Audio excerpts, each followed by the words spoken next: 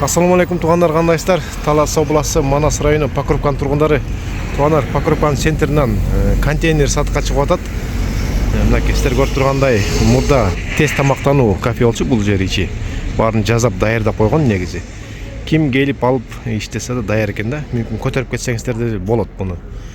Покровкан центринде бул жак болсо Медердин көзмөгү. Ичине кирип да көрсөтүп берейин. Мурда бир тамак сатылып аткан кезде бир тартып эле. Азыр учурда бул сатылып аткан экен. Мынакей. Бирок баарын даярдап койгон да. Бул жагынан навесин да кылып коюптур буюрса. Мына. Навеси да даяр эшиктин астында. Бисмилла ичине кирейик.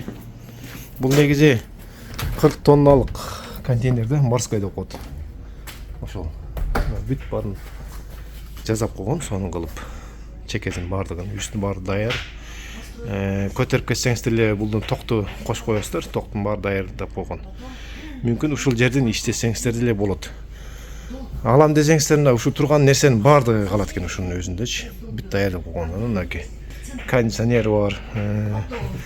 Эшиги көрүңөр, ичинен да пластик кылып койгон, сонун кылып туруп. Анан ушул калат экен, ногу. Кете турган только идиш аягы эле кетет экен, алып калат ошону. Калган баары калат. Вытяжка да бар. Өтө сонун негизи, азыр мына эшик суук болуп турган, ичи жыпжылуу, сонун буюрса. Караңызчы.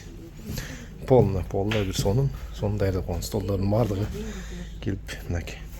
Бул жерди иштетип берсеңиздер болот, алып кеткенчечи. Анан калаган учурда болсо алып кетсеңиздер болот. Бул жакты көчүрө турган болсо. Так сонун экен. Ошол. Сыртында да ушул навесинде сонун даярдап койгон. Эми база боюнча кожоюн келишим бар дейт. Кожоюндун талабы бул. Телефон номери турат экранда баштан эле. Ошого өзүңүздөр байланышып, базадан келишсеңиздер болот.